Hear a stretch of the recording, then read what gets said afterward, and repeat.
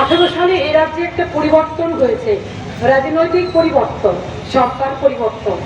এবং এই 6.5 বছর ধরে যারা সরকারে আসীন আছেন তাদের এই প্রকল্প কর্মীদের নিয়ে, মিড ডে মিল কর্মীদের নিয়ে কোনো হেলদোল নেই।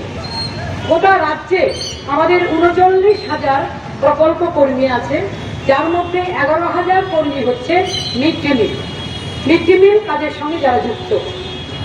আমরা লক্ষ্য করেছি এই সরকারটা পরিবর্তনের পর থেকে প্রথম যারা আক্রান্ত হয়েছেন এ রাজ্যের শ্রমজীবী মানুষ, এবং তার একটা বিরাট অংশ হচ্ছে নারী। এবং প্রথম আক্রমণ হয়েছে আমাদের মোটর শ্রমিক ইউনিয়নের উপর, তারপর আক্রমণটা নেমে এসছে আমাদের মিড ডে মিল কর্মীদের উপর। কেন হয়েছে? কারণ নতুন সরকার এসছে, তারা অনেক রকম প্রতিশ্রুতি দিয়ে এসছে। পাড়ার যিনি দাদা, মন্ডল দাদা, যিনি মজদুর সঙ্গের দাদা, যিনি শাসকের দাদা, তার কাছে সবাই গরিব মেয়েরা ভিড় করছে আমাদের চাকরি দেয়। তখন তারা প্রথম টার্গেট করেছে গরিব মেয়েদের চাকরির জায়গা হচ্ছে স্কুলগুলিতে রান্না করা, কারণ সেখানে কোনো সার্টিফিকেট লাগে না। পুর নিগমের কাউন্সিলর একটা সার্টিফিকেট দিয়ে দিলে চাকরিটা হয়ে যায়। আমরা দেখলাম একের পর এক স্কুলকে টার্গেট করে আমাদের মিড ডে মিল কর্মীদের, তোমার চাকরি নেই, তুমি ঠিক মতো আসো না, তুমি ঠিক মতো স্কুলের মিড ডে মিল পরিচালনা করো না, কোনো অভিযোগ তাদের বিরুদ্ধে নেই। মন্ডলে দাদারা এসে বললো কাল থেকে আপনি স্কুলে আসবেন না, কেন? আপনার কাজ নেই, আপনার জায়গায় আরেকজন নতুন আমরা নিয়োগ করেছি। এটা কোনো কথা হতে পারে? হোক এটা কন্ট্রাকচুয়াল স্টাফ, হোক বেসরকারি কাজ, হোক তার কোনো কাগজপত্র থাকে না, কিন্তু শিক্ষা দপ্তরের কাছে তো এই 11,000 মিড ডে মিল কর্মীর নাম তালিকাভুক্ত আছে, এবং সেটা অফিসিয়ালি সেটা তালিকাভুক্ত করা হয়েছে। এইসব মিড ডে মিল কর্মীদের কোনো কারণ না দেখিয়ে তাদের স্কুল চত্বরে যাওয়া বন্ধ করে দিয়েছে। আর যারা যাচ্ছিল এই প্রতিকূল পরিস্থিতির মধ্যেও যারা যাচ্ছিল তাদের বাড়িতে ফোন করে হুমকি, তোমার ছেলে মেয়ে স্কুলে যায়, কলেজে যায়, তাকে তুমি কিভাবে রক্ষা করবে? সুতরাং তুমি স্কুলে যেতে পারবে না। স্বভাবত মায়ের মন, তার মায়ের মন আটকে উঠেছে, আমাদের কাছে ছুটে এসছে। প্রায় 450 মতো মিড ডে মিল কর্মীকে স্কুলে যাওয়া বন্ধ করে দিয়েছে। আমরা দরজায় দরজায় ঘুরেছি, বারবার এসছি শিক্ষা দপ্তরে, এলিমেন্টারি এডুকেশনের ডিরেক্টরের সঙ্গে কথা বলেছি। আমরা বড় মিছিল করে এসে আমরা যে করে আমরা আদালতে দ্বারস্থ হয়েছি। আদালত আমাদের বলেছে একটি কাগজ এনে দিতে পারবে, যে কোনো স্কুল থেকে যে কোনো মিড ডে মিল কর্মী একটি ছাঁটাইয়ের কাগজ দিয়ে এনে দেন, আমরা 450 জনের জন্য লড়াই করতে পারবো। আমরা পারিনি, কারণ এটা খুব কৌশল করে, পরিকল্পনা করে এটা শাসকের দল এই কাজটা করেছে, যাতে কোনো মিড ডে মিল কর্মীর হাতে কোনো কাগজ না যায়, যেই কাগজ নিয়ে এসে আদালতে দ্বারস্থ হতে পারে। আমরা অসহায়, আমরা পারিনি, একটা কর্মীকে আমরা পুনর্বহাল করতে পারিনি। কিন্তু তৎকালীন এলিমেন্টারি এডুকেশনের ডিরেক্টরের কাছে বলে গেছিলাম, যদি আরেকজন মিড ডে মিল কর্মী ছাঁটাই হয় তাহলে কিন্তু আমরা রাস্তা অবরোধে যাব। কিছুটা দিন বেশ বন্ধ ছিল, কোনো মিড ডে মিল কর্মীকে আর ছাঁটাই করা হয়নি। 23 সালে আবার এই নতুন করে এই শাসকের দল ক্ষমতায় বসেছে, আবার নতুন করে শুরু হয়েছে খোয়াই, বিলোনিয়া, সাবরুম, ধর্মনগর, কমলপুর, বিভিন্ন মহকুমাতে আবার মিড ডে মিল কর্মীদের ছাঁটাই শুরু হয়েছে। যথারীতি আমাদের মেয়েরা, তাদেরকে নিয়ে আমরা রাস্তায় নামছি বারবার, কিন্তু তারা আসতে চাইছেন না, আমাদের এড়িয়ে যাচ্ছেন। কারা আসে মিড ডে মিল কর্মী?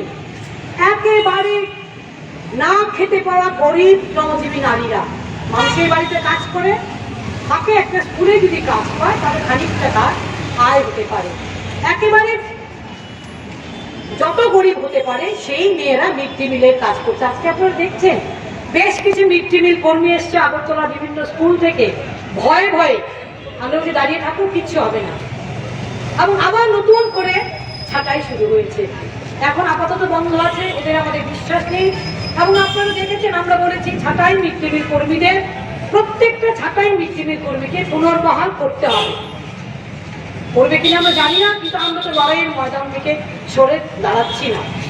শাসকের পরিবর্তনের পর এ রাজ্যে যারা সবচেয়ে প্রথম আক্রান্ত তারা হচ্ছে গরিব, মেহনতি, শ্রমিক, শ্রমজীবী মানুষ, যার একটা বিরাট অংশ নারী।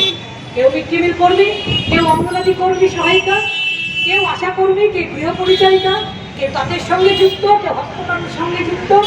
প্রত্যেকটা শ্রমজীবী নারী আজকে আক্রান্ত। তাদের কোনো সামাজিক সুরক্ষা নেই, তাদের কোনো কাজের পরিস্থিতি নেই। যেখানে অল্প মেয়েরা কাজ করে মালিকের খুশি মতো তাদের চলতে হয়। এগুলো বন্ধ যদি না হয় তাহলে যেখানে আমরা মুখে দাঁড়াতে পারি। এবং এই যে ৩৯,০০০ প্রকল্প কর্মী জানে না, বলছে ছাঁটাই করো, বেসরকারিকরণ করো।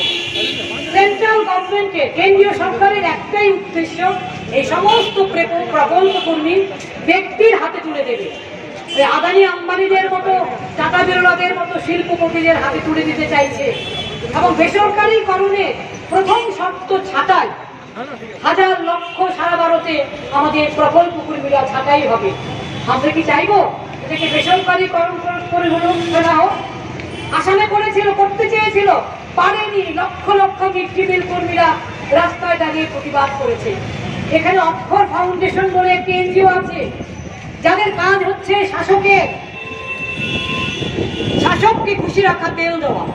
আমরা প্রতিবাদ করেছি, আমরা ছুটে এসেছি এডুকেশন ডিপার্টমেন্টে। আপনারা যদি এই মিড ডে মিল কর্মসূচিকে কোনো বেসরকারি ব্যক্তির হাতে তুলে দেন, তাহলে আসামের চাইতেও এ রাজ্যে খারাপ অবস্থা হবে। আমরা বন্ধ করেছি। সিআইটির উদ্যোগকে মিড ডে মিল কর্মী ইউনিয়ন একটা দারুণ সেদিন ভূমিকা নিয়েছিল। সেটা সম্ভবত 2019 সাল বন্ধ করেছি। বেসরকারিকরণের রাস্তা থেকে তাদেরকে সরিয়ে আনছি। কিন্তু এ থেকে এটা আমরা বিশ্বাস করতে পারি না যে আগামী দিনে এই প্রকল্প কর্মসূচিকে বেসরকারিকরণ করা হবে না। আপনারা জানেন, নির্বাচনের আগে একটা অন্তর্বর্তীকালীন বাজেট দেওয়া হয়েছিল, সেখানে কোনো টাকা বরাদ্দ করা হয়নি প্রকল্প কর্মীদের। আজকে থেকে দিল্লিতে লোকসভার অধিবেশন শুরু হয়েছে, বাজেট আসবে সামনে, পূর্ণাঙ্গ বাজেট আসবে। আমরা লক্ষ্য করব সেখানে মিড ডে মিল কর্মী, আশা কর্মী, অঙ্গনওয়াড়ি কর্মী সহায়িকাদের টাকা বরাদ্দ করা হয় কিনা। যদি 1 পয়সাও বরাদ্দ করা না হয়, তার জন্য আগামী দিনে আরো বৃহত্তর লড়াইয়ের জন্য আপনারা প্রস্তুত হন। আপনাদের ভয় আছে, কাজ হারিয়ে যাওয়ার ভয় আছে, কিন্তু আপনাদের আমরা এই কথা বলছি যে আপনারা যদি ঘর থেকে না বেরোন, তাহলে তো আমরা লড়াইয়ের শক্তিটা হারিয়ে ফেলবো। যাদের জন্য লড়াই, তাদের কিন্তু রাস্তায় নামতে হবে। সুতরাং আপনাদের কাছে সিআইটির পক্ষ থেকে আমাদের আবেদন, যখনই আমরা মিড ডে মিল কর্মীদের